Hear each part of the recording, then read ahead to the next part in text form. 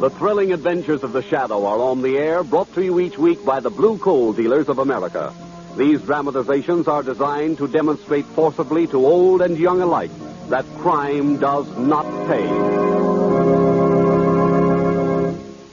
Good afternoon, ladies and gentlemen. This is Gene Paul King, pinch hitting for his sick pal, Ken Roberts, and telling you that the Shadow starts his adventure in just a moment. But first, are you starting off the right way these cold winter mornings? Does your furnace send up quick heat the moment you open the draft? It will if you burn blue coal. What's more, with blue coal, you'll have a truly comfortable, well-heated home all day long. So next time you order fuel, be sure to ask for blue coal. You can get blue coal and free information on low-cost home heating from your neighborhood blue coal dealer. Give him a call first thing in the morning.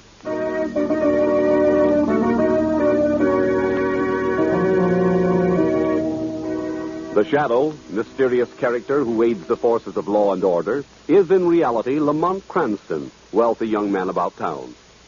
As the Shadow, Cranston is gifted with hypnotic power to cloud men's minds so that they cannot see him. Cranston's friend and companion, the lovely Margot Lane, is the only person who knows to whom the voice of the invisible Shadow belongs. Today's story, Nightmare at Gaelsberry.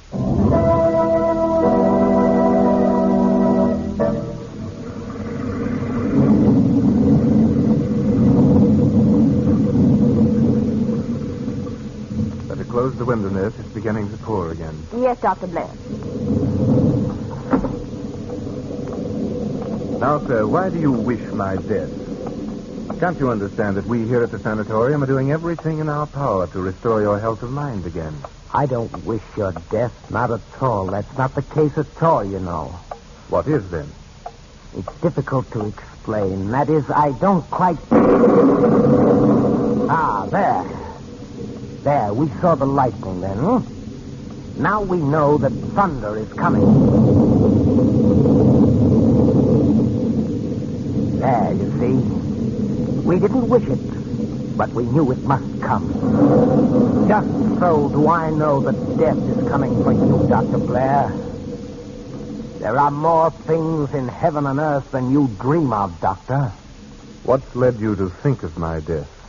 I've been told about it. Told? Who's told you? There are more things in heaven and earth than you Who has told you? A greater intellect than either you or I speaks to me, Dr. Blair. All the many things I know, he tells me. He who no one believes, just as no one believes me. Cagliostro again. Yes, the immortal Cagliostro. Count Cagliostro died in the Bastille in the 18th century. He died. He's dead. Can't I appeal to your reason to give up this ridiculous obsession? After all, you were a man of science. Well, I am a man of science, I am. My grasp of science is the greatest in the world, sir. He teaches me. He guides my hands. Yes. Your brain, your puny brain, is too dull, too blurred, too limited to comprehend the vastness of my knowledge. That will do. The interview is over. Such a scientific nonentity as you, Dr. Blair. Well, McPherson, return the patient to his room, nurse. Yes, Doctor. Return to my room, Such a feeble-minded dabbler is not fit to be apprenticed to a man of my stature. Are you Dr. Blair? Yes, McPherson, take him away. Come along now, sir. Very well. I'll go. I'm your patient and your prisoner. But believe me, there are more things in heaven and earth than you dream of, Doctor. Well, best I could do. Strange. Strange? What? How he keeps repeating that. More things in heaven and earth than you dream of. Well, he was one of our foremost scientists once, you know. Experimented with insulin in mental cases long before the rest of us dreamed of the possibility. Successfully? No. His most important experiment failed.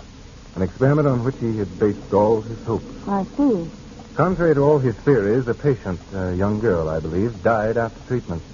It was too much for him. His nerves went, and after that, he lost all confidence in himself. It was then, as a kind of compensation, that he developed the idea that the ghost of Cagliostro watches over him.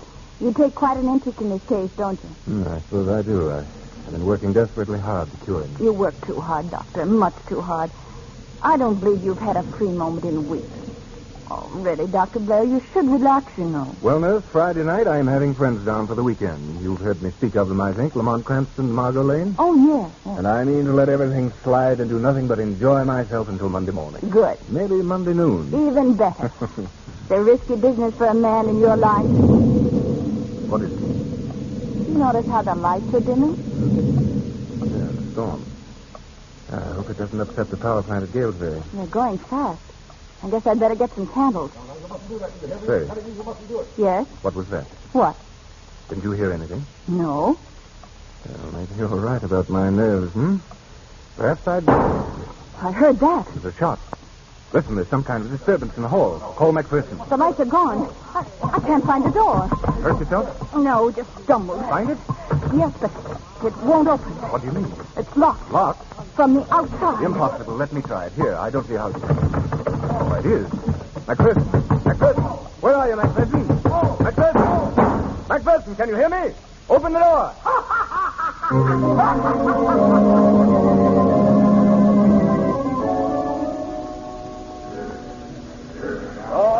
For Gaelsberry. The village of Gaelsberry. Oh, fresh air. How's your head, Margot? Oh, still aching nicely, thank you.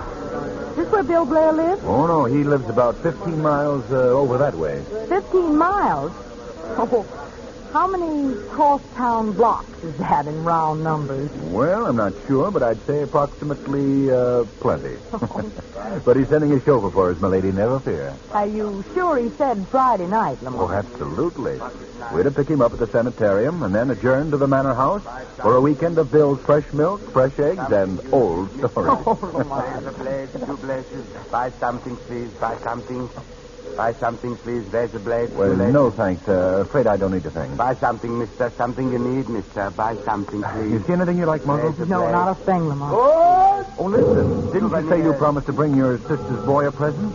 That's right, I did. Well, there, we do need something after all. Buy something, please. Oh, and There's here's a blade. just the thing. Look, this jackknife. Very nice, sir. Very nice. 50 cents, mister. 50 Well, cents. Lamont, I said I'd bring him something useful. Well, now, look, my dear, I was a boy once myself, and a knife like this would have come in very handy. Very handy for a trunk murder, if you ask me. Very nice. Here you are, old man. Buy something more, please. Thank you, sir. Thank you. You got the knife? Uh-huh, right here in my pocket.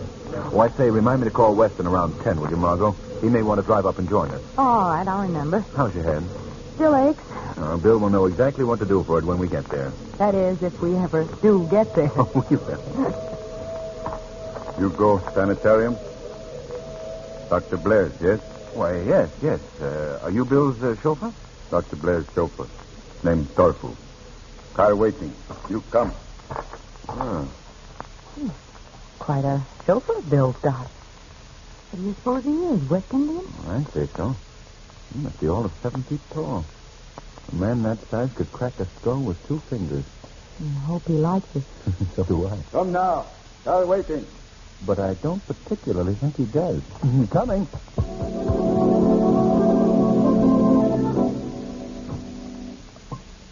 Come in, gentlemen.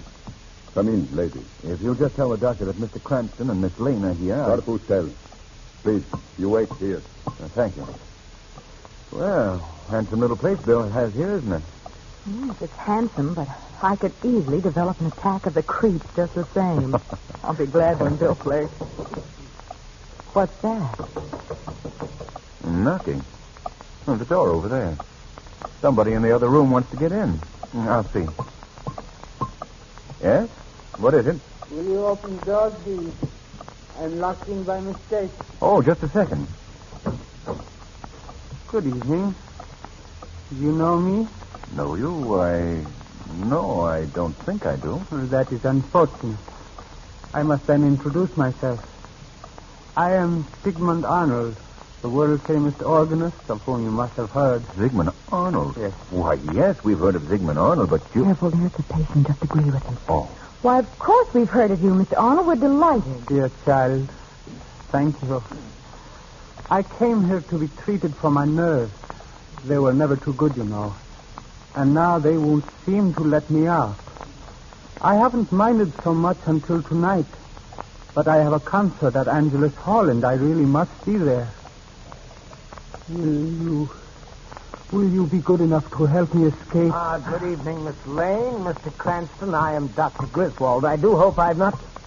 Oh, see who's here. Number 8, you know you're not allowed in the reception room. Tarfu! Yes, Yes, Doctor. You'd better take number 8 to his room, Tarfu. Oh, no. And I think it might be wise to lock the door. Yes, Doctor. I will not be locked in. I won't be locked in. Strange case, number 8. Most unusual.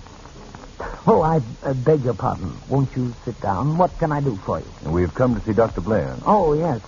Dr. Blair was called away on an emergency case. I think he'll be back shortly. Can I offer you something? A drink, perhaps? Well, thanks. The only thing that could possibly tempt me would be an aspirin. Headache? It's a beast of a one, Doctor. Since early this afternoon. Oh, too bad. Nothing quite so distressing as a headache. But we'll have that fixed up in a very little while. Just come along with me, Miss Lane. Come along? Yes, into my office. Oh, yes, of course. Mr. Cranston will excuse us. Do help yourself to that drink if you change your mind. There in the cupboard. Cigarettes in the box and the radio's in the cabinet behind you. Come, Miss Lane. Oh, I say, Doctor, won't an aspirin do the trick? I have something far, far better than aspirin. But I never dreamed there was anything better for headache. There are more things in heaven and earth than you dream of, Mr. Cranston.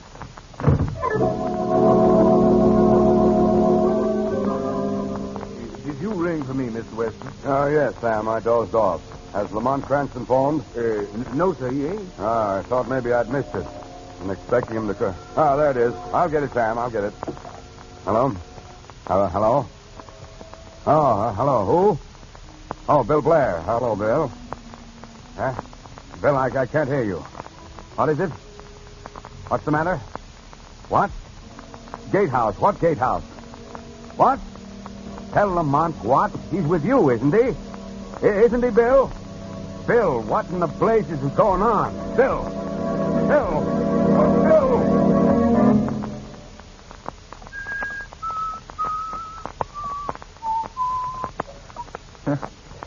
Taking a long time with her headache. Maybe I will have that drink. The cupboard, he said, didn't he? Or what in the name? There's no liquor here. This thing is jammed full of books. I wonder if there are any cigarettes. Well, no cigarettes either. Well, maybe the radio works. Success. You are hearing a series of compositions played by our studio organist. We are sorry to announce that the organ recital originally scheduled from Angelus Hall has been canceled due to the mysterious disappearance of Mr. Sigmund Arnold, the noted organist. Mr. Arnold, whose famous technique has thrilled many... Sigmund Arnold? Mysterious disappearance of What? Griswold! Dr. Griswold! Dr. Griswold! Gentlemen. Oh, it's you, Tofu. Look, there's something very strange going on. Gentlemen. Doctor sent me to tell you young lady's headache very bad. Very bad kind of headache. Must make treatment at once. Most important. Take long time. 3-4 hours. Maybe 5. He asked me, asked you. You want to wait. If I want to wait? Say, what is this? Where is he? Let me by. Gentlemen, no coming here. Torfu hurt him bad. You want to see me, Mr. Cranston? Yes, what the devil does he mean? What's the matter with Margot? Incipient dementia precox, I'm afraid, Mr. Cranston. What? A dread malady, but you need not worry. I shall nip it in the bud, as the saying goes, by means of a treatment known only to myself. Where is she? I'm afraid I can't allow you to see her. You can't allow me to see her?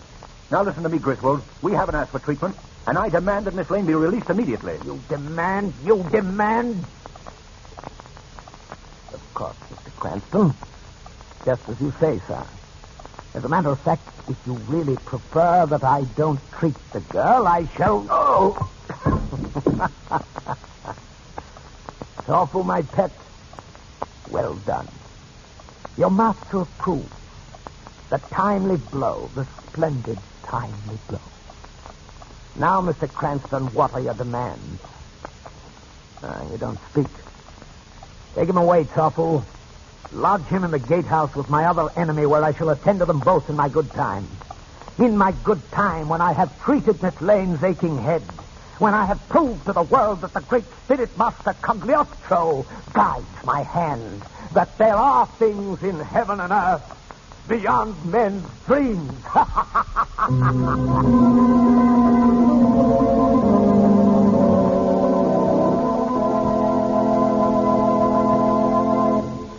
Will Lamont be able to save Margot? We'll find out in just a moment. But right now, I want to say a few words about the product that makes this program possible. All I'm going to say to you is this. Heat your home with blue coal, for action speaks louder than words.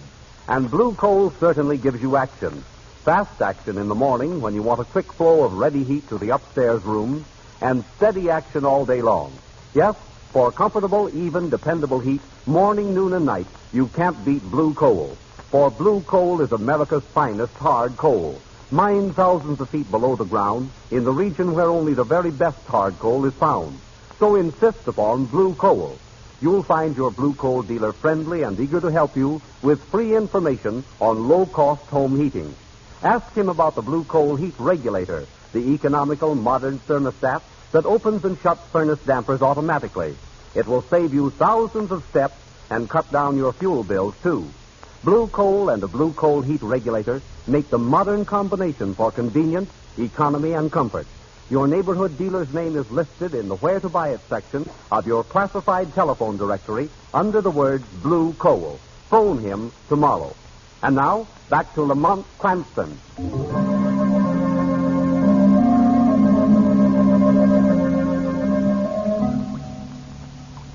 No, not touch her. Release her immediately.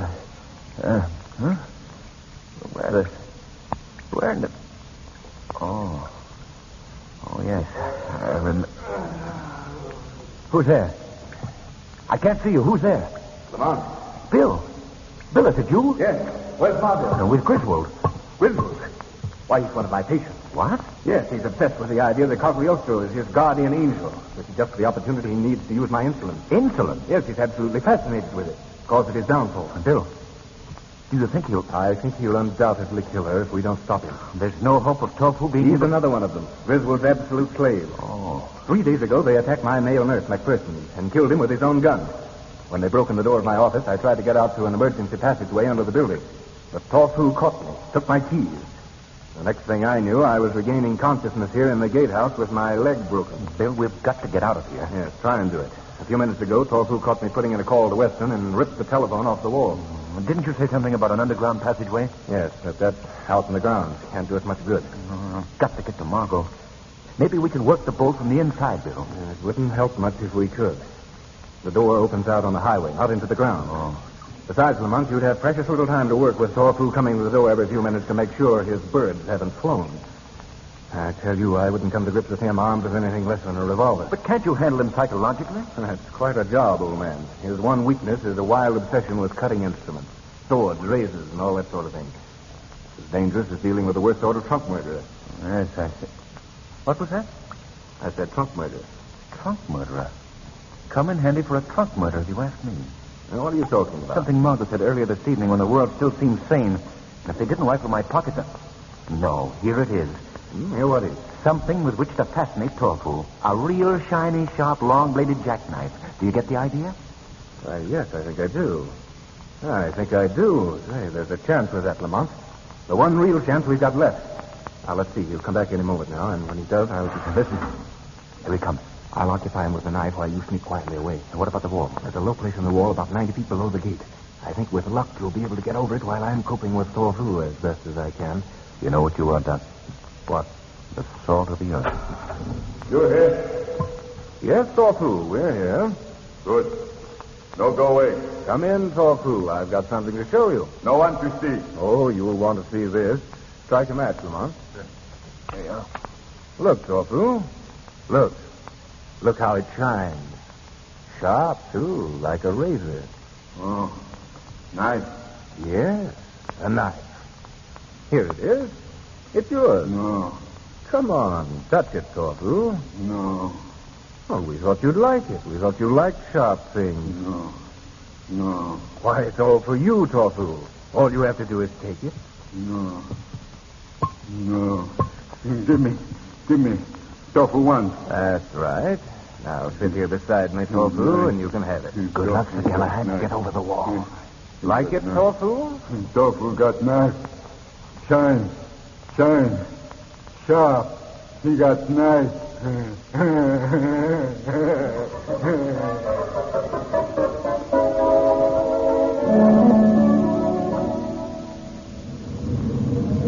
What a life for an officer of the law, riding around with you in the bathtub of a motorcycle. Hey, Finnegan, look, will you?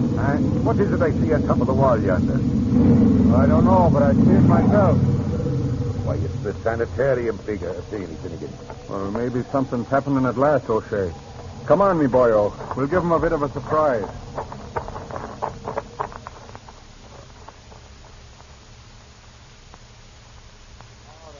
What's going on here? Housebreaking? Listen to me. No time to waste. I'm not a thief. I'm from inside. Oh, then you're not breaking in, you're breaking out. Yes.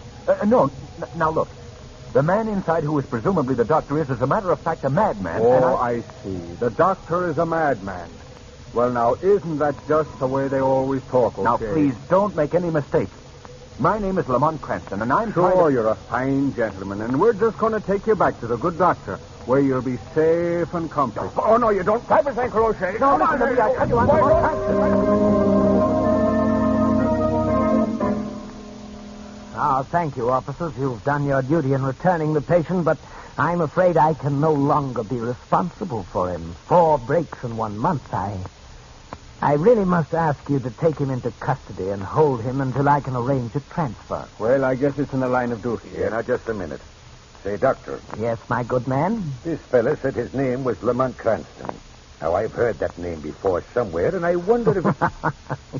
You need not wonder a moment longer. They're all like that. Just a moment. I'll demonstrate. Number 8. What do you want? I've missed my concert, you know. Now, Mr. Cranston, as you call yourself, who is this patient? He's Sigmund Arnold, the world-famous organist. What? Sigmund Arnold, is it? Out you go, my fine boyo. Grab him there, O'Shea. Good evening to you, doctor. A fine, balmy evening to you. Now, come along, you, and...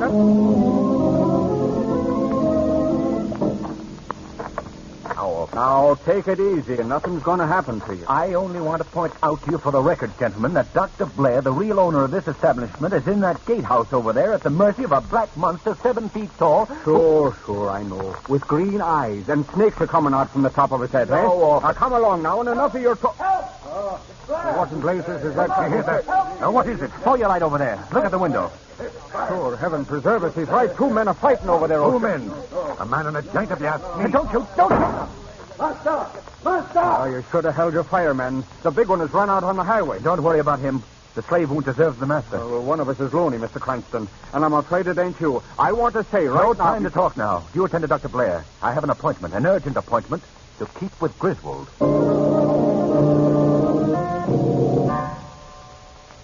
No, please don't. No, don't. The time has come, my bird. No, you can't. Now, with the aid of the master hand that guides me, I shall heal you. No, stop it. Oh, Cagliostro, remain with me. No. What? Who's there? I can see no one. Shadow. Of course you cannot see me. No one has seen me these 300 years and more. I am that master spirit of whom you prattle such vain nonsense. Cagliostro. I have come to tell you the truth, mortal. Cagliostro does not guide your hand. Never has he helped you, and never will he. It's not true. It's not true. No. Who would know better than I? I am that power in which you believe. I am the great spirit whom you thought watched over you. I know you not, mortal. No. Release this girl. You have no skill. You'll only blunder again.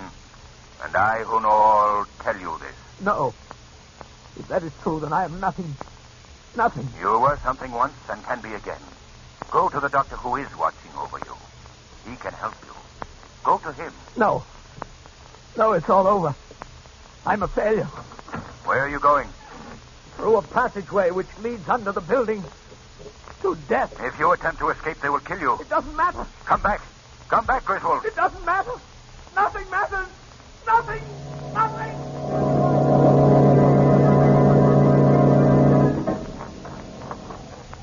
Lamont, where's Margot? Is she all right? Here I am, Bill.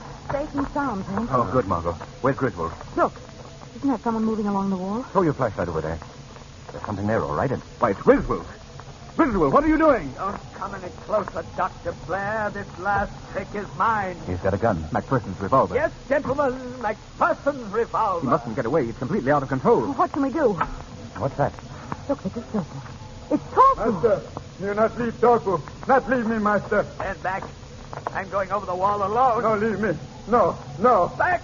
Back, I say! You know, leave me. Stand back, Tofu. I'm armed. You're not.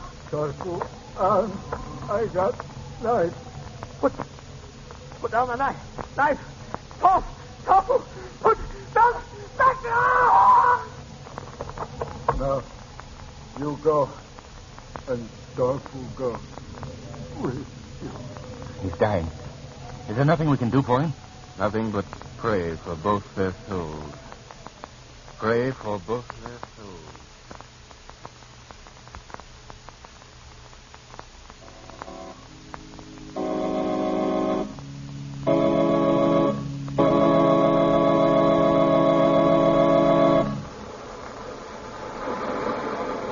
You have just heard Sigmund Arnold in the program scheduled for last evening. Mr. Arnold is now bowing and...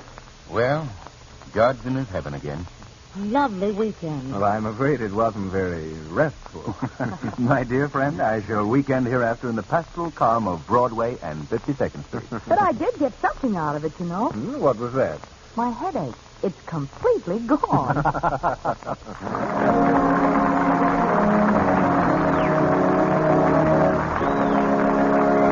In just a moment, I'll introduce our special guest of the evening. But first, here's a man who needs no introduction, John Barclay, America's home heating expert.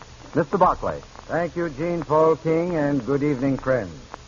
I want to take this opportunity to compliment the Blue Coal Dealers of America, as well as all the trained graduates of my John Barclay Heating School, on the splendid work they're doing.